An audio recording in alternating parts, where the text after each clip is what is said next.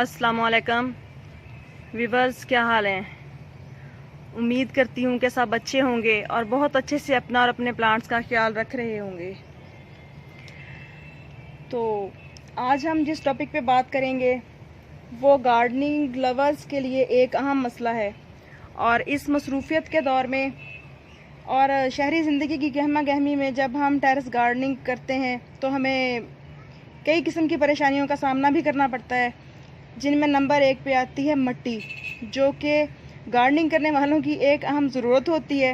और वो बहन भाई जो कि शौक़ तो रखते हैं प्लांटेशन करने का, लेकिन मिट्टी के ना होने की वजह से और मज़ीद कई वजूहात की बिना पर नहीं कर पाते। और कई लोगों के पास तो बहाना भी होता है कि गार्डनिंग कैसे करें, मिट्टी कहाँ से लें, शहर में मुश्किल होती है और वगैरह वगैरह। और इसी परेशानी का सामना बाज़ औक़ात मुझे भी करना पड़ता है, बल्कि पड़ता था कि क्या करूं, मिट्टी कहाँ से मंगवाऊं और किससे मंगवाऊं। तो लेकिन एक बात है कि जब इंसान गार्डनिंग का पक्का तहैया कर लेना कि हाँ मुझे शौक़ भी है और मैंने प्लांटेशन करनी ही करनी है, जो कि वक्त की एक अहम ज़रूरत भी है, तो फिर तमाम मसाइल का हल निकल आता है और किसी ना किसी तरह से बंदोबस्त हो जाता है हर चीज़ का।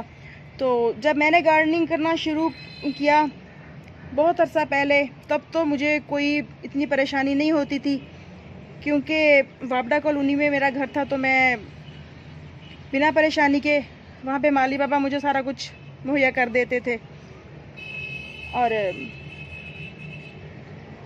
उसके बाद फिर बाज़ औक़ात मैं बच्चों से मंगवा लेती थी। लेकिन अब जब से कुछ साल पहले तक ये टेरेस गार्डन पे मैंने अपना गार्डन बनाया है टेरेस पे, तो अब मुझे ज़्यादा परेशानी का सामना करना पड़ता है।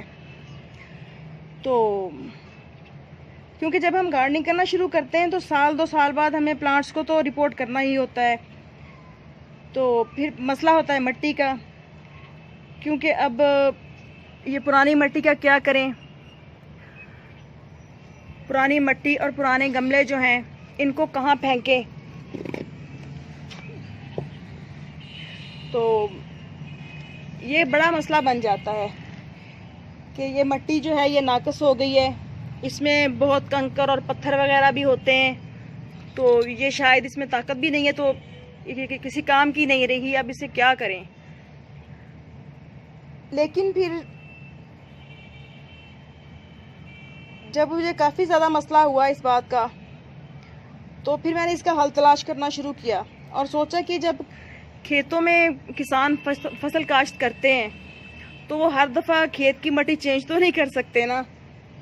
तो क्यों ना कुछ ऐसा किया जाए कि इसी मिट्टी को दोबारा काबिल इस्तेमाल बनाया जाए।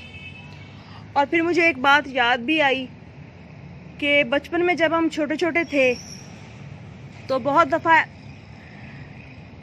गांव जाते तो देखती थी मैं कि वो खेत जिनमें से फसल काट ली जाती थी, उन खेतों में काव डंग कंपोस्ट की जगह जगह ढेरियाँ लगी होती थी, जो कि बाद में हल वगैरह चला के तो वो मिट्टी में मिक्स हो जाती थी। फिर पानी लगाया जाता, फिर शायद उसमें हल वगैरह चला के तो उस मिट्टी को काबिल इस्तेमाल बनाया जाता है। तो फिर इसमें मैंने मज़ीद थोड़ी सर्च की तो मुझे आहिस्ता आहिस्ता समझ आती है कि हम पुरानी मिट्टी को किस तरह दोबारा स्टरलाइज कर सकते हैं और किस तरह इसको रीफर्टाइल बना सकते हैं। तो ऐसे में ये देखें,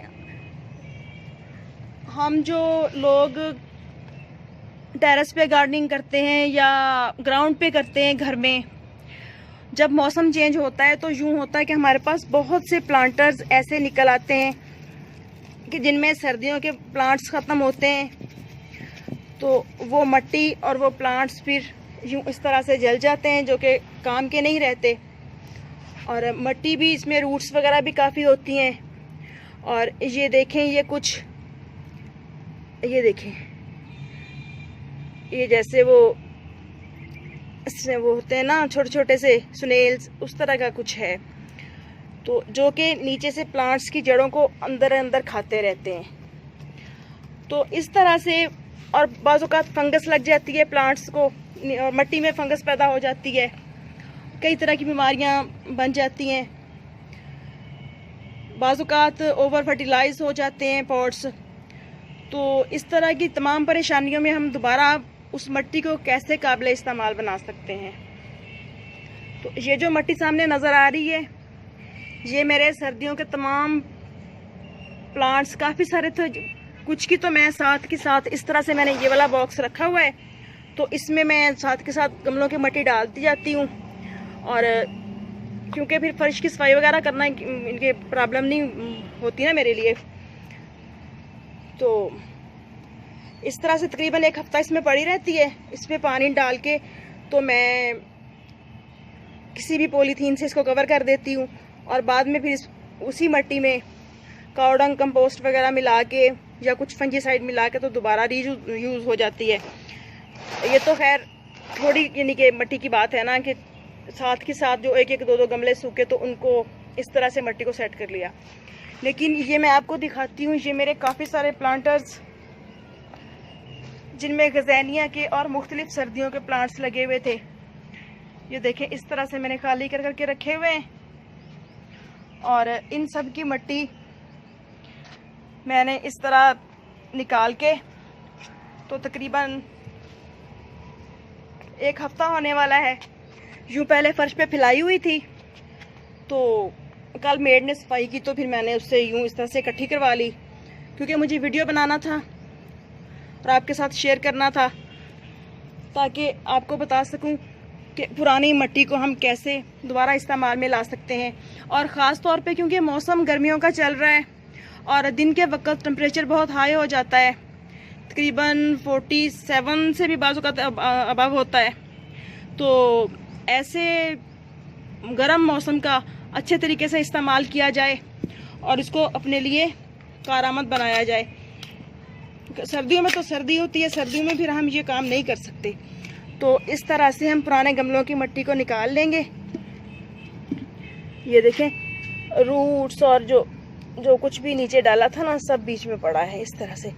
और ये देखें मिट्टी में रूट्स कितनी ज़्यादा हैं। बाकी सब गमलों की तो मिट्टी पहले से निकली हुई है और सूख भी चुकी है। और ये देखें यूँ, ये किसी काम नहीं आ सकती। तो इस तरह से जब हमने करना है, मिट्टी सारी निकालनी है गमलों में से, तो उसमें से इस तरह से कंकर पत्थर जो भी हो उनको निकाल के साइड पे कर लेना है। और जो इस तरह से रूट्स वगैरह हों उनको अपनी कंपोस्ट बिन में डाल दें। और जो कुछ अगर कोई किचन वेस्ट कहीं किसी चीज़ में डाला था, या जड़ें वगैरह हैं, या कोई तना है, या कोई शाखें हैं, तो उनको निकाल के भी आप अपनी वेस्ट बिन में डाल दें। और जो प्लास्टिक के इस तरह से शापर वगैरह हों या कोई टुकड़ा हो पॉलीथीन का, तो उसको आप डस्टबिन में डाल दें। और इस तरह से अपने गमलों को खाली करके तो उनको भी यूँ कम से कम 4-5 दिन की दोपहर की धूप लगवा लें। क्योंकि जैसे मैंने आपको दिखाया कि वो सारे गमले मैंने अपने जो रखे हुए हैं, ताकि इसमें कोई फंगस इन्फेक्शन हो या कोई पेस्ट हो या कुछ भी हो, तो वो धूप लगने से अच्छी तरह से साफ़ हो जाए और कोई जरासीम वगैरह का डर ना रहे। क्योंकि जब टेम्परेचर बहुत ज़्यादा हाई होता है तो सब जो भी प्लांट्स के लिए मुज़र चीज़ें होती हैं वो सब की सब डेड हो जाती हैं। तो इस तरह इन प्लांट्स को भी तकरीबन 5-6 दिन आप सुखा लें, जितना टाइम हो, क्योंकि एक ही दिन तो सब में प्लांट्स नहीं लग जाते ना। और ये जो बाकी मिट्टी होती है, इसको मैं यूँ तकरीबन 3-4 इंच की लेयर बना के फर्श पे फैला दूंगी। और इसके बाद मिट्टी को फैला के फिर मैं आपसे शेयर करती हूँ। तो इस तरह से ये पतली पतली सी लेयर लगा ली है मैंने।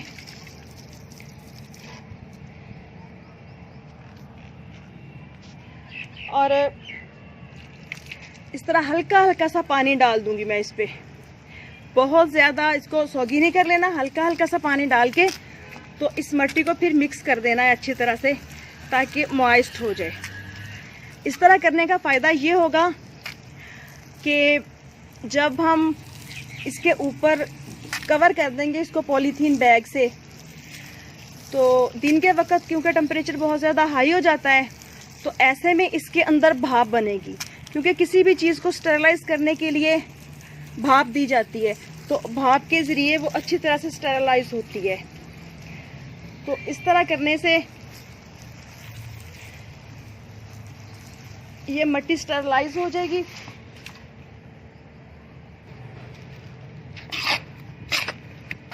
तो इस तरह मैं इसको यूं खुरपी की मदद से आहिस्ता आहिस्ता से मिक्स कर रही हूँ, ताकि नीचे तक सारी मिट्टी हल्की हल्की सी नम हो जाए। और ये गर्मी के मौसम का बहुत अच्छा यूज़ है, हाई टेम्परेचर का फ़ायदा उठाने का। ये गार्डनिंग करने वालों के लिए बहुत ही बेहतरीन इस्तेमाल है कि वो गर्मी से फ़ायदा उठाते हुए अपने गमलों की पुरानी मिट्टी को दोबारा से इस्तेमाल के काबिल बना लें। और अगर बहुत थोड़ी सी मिट्टी है आपके पास, यानी कि चंद गमले 5-6 या इससे कुछ कम, तो आप किसी टब वगैरह में भी बना सकते हैं। टब ले लें या पॉलीथीन बैग में ही डाल के आप कर लें इस तरह से स्टरलाइज मिट्टी को। हल्का हल्का नमी दे के उसको तो आप शापर में बंद करके रख दें। इसी तरह से जब जो फर्टिलाइज़र वगैरह होते हैं हमारे, काउडंग कंपोस्ट हो गया या पत्तों की खाद या जो कुछ भी आपके पास पड़ा है स्टोर किया हुआ, उनमें आप हल्का सा पानी डाल के उनको नमी दे के, तो उन थैलों को भी आप, जो बोरियां होती हैं हमारे पास कटे, उनको आप यूं धूप में रख दें तो बहुत अच्छी डिकम्पोज हो जाती है वो खाद। बेशक किचन वेस्ट की हो, मेरे पास भी किचन वेस्ट की खाद मैंने निकाली है, तो वो भी मैंने बोरी में डाल के तो यूं ही साइड पे रखी हुई है। और कभी कभी उसमें हल्का सा पानी डाल देती हूँ, और जब जब ज़रूरत पड़ती है फिर मैं उसमें से निकाल के इस्तेमाल करती रहती हूँ। तो इस तरह से इस मिट्टी को नमी दे के तो इस पे हम यूं पॉलीथीन बैग डाल देंगे। ये देखें,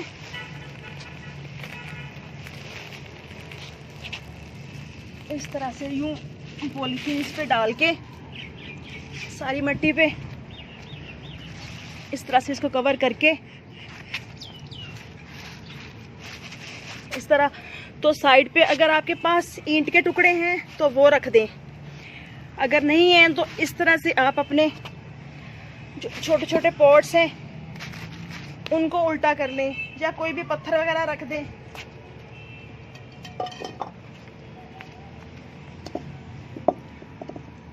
और हाँ, अगर ये पॉलीथीन आपके पास किसी गहरे कलर में हो, नीले में, रेड में या ब्लैक में हो, तो और भी अच्छा है, क्योंकि गहरे रंग गर्मी को, हीट को ज़्यादा ऑब्जर्व करते हैं। तो इसमें मिट्टी में जितनी ज़्यादा हीट पैदा होगी उतना ही बेस्ट है। तो इस तरह तकरीबन 1 हफ्ता पड़ी रहने दें मिट्टी को। उसके बाद आप इस मिट्टी को निकाल के तो इसमें जो भी फर्टिलाइज़र वगैरह और कुछ फंजीसाइड ऐड करके तो हम अपने प्लांट्स के लिए दोबारा मिट्टी, बिल्कुल नई मिट्टी से भी ज़बरदस्त बेहतरीन इसमें ताकत होगी। और अगर आप केमिकल नहीं यूज़ करते तो इसमें आप हल्दी पाउडर और दालचीनी का पाउडर बना के वो ऐड कर दें, और साथ में काउडंग कंपोस्ट यूज़ कर लें। तो चलें अब मिलते हैं, इसको ज़रा अच्छी तरह से स्टेरलाइज हो जाए मिट्टी, तो फिर ताकि इसको, और हाँ, इसमें मिट्टी पत्थर वगैरह आपने सारे निकाल लिए हैं, और जो लोग इसको छानना चाहें तो छान भी सकते हैं ताकि अच्छी तरह से बारीक हो जाए। बट मैं तो नहीं छानती, मैं तो इसको ऐसे यूज़ कर लेती हूँ, क्योंकि मेरे पास चिकनी मिट्टी नहीं होती जिसके ढेले बने होते हैं। सैंड और रिवर सैंड और वो होती है भालू मिट्टी, उसमें काउडंग कंपोस्ट होती है। तो इसलिए मैंने इसको ऐसे ही कर लिया है। आप चाहें तो आप इसको छान सकते हैं। इस मिट्टी को यहाँ रखे हुए 7 डेज़ हो चुके हैं।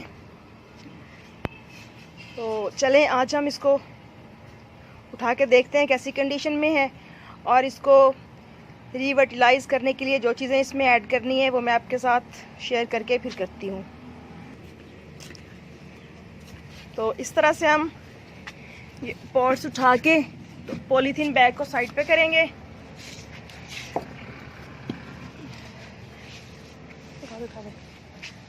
यूं कुछ इस तरह से होगी ये मट्टी। तो इसमें अब मैं जो चीज़ें ऐड कर रही हूँ, जितनी मट्टी है उसका तकरीबन तीसरा हिस्सा इसमें मैं ऐड करूँगी। इस तरह से ये गोबर खाद, ये बिल्कुल डिकम्पोज है और बहुत अच्छी मट्टी की सी स्मेल आ रही है इसमें से। और ये है मेरा किचन वेस्ट का कंपोस्ट। ये चीज़ें कुछ आपको नज़र आ भी रही होंगी इसमें अभी।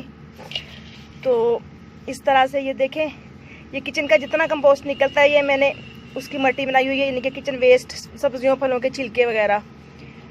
तो इस तरह से इतना मैं इसके अंदर ये वाला ऐड कर दूँगी।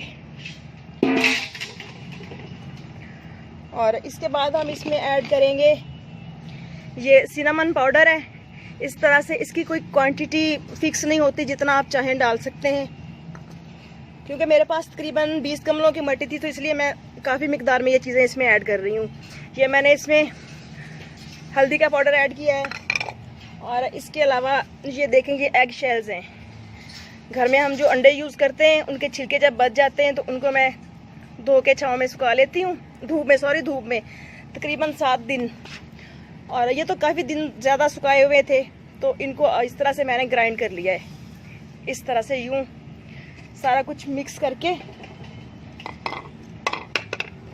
अच्छी तरह से इसको मिक्स करके, तो दोबारा एक दफ़ा मैं इसको हल्का हल्का पानी का नम लगा के, तो फिर मैं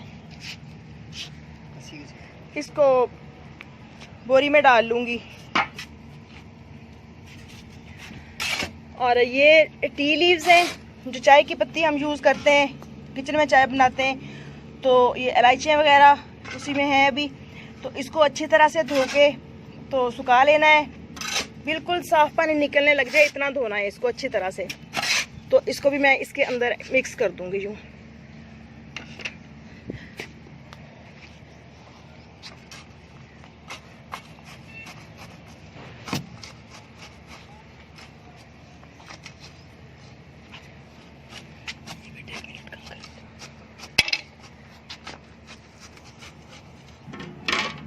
जी व्यूअर्स, तो इस तरह से हमारी ये देखें जो पुराने गमलों की मिट्टी है अब बिल्कुल तैयार है दोबारा इस्तेमाल के लिए। तो ये देखें बिल्कुल नरम मिट्टी है और बहुत अच्छी फर्टिलाइज हो चुकी है और बिल्कुल न्यू मिट्टी की तरह, बल्कि उससे भी ज़्यादा इसमें पावर होगी। तो इसको हम अपने गमलों में डाल के तो इसमें जौन से चाहें प्लांट्स लगा सकते हैं। फ्लावरिंग के लगाएं, वेजिटेबल्स के लगाएं या परमानेंट प्लांट्स लगाएं। और फ़िलहाल ये बिल्कुल ऑर्गेनिक मैटर से तैयार की है मैंने। तो इसके बाद अगर कोई कुछ मुझे डालना की ज़रूरत हुई जब प्लांट्स लगाऊंगी तो फिर मैं इसमें साथ के साथ डालती जाऊंगी। तो आई होप कि आपको आज का टॉपिक, आज का वीडियो अच्छा लगा होगा। अच्छा लगे तो मेरे चैनल को सब्सक्राइब कीजिएगा और मेरे वीडियो को लाइक और शेयर कीजिएगा। इजाज़त दीजिए, फिर मिलेंगे नेक्स्ट वीडियो में नेक्स्ट टॉपिक के साथ। अल्लाह हाफिज़।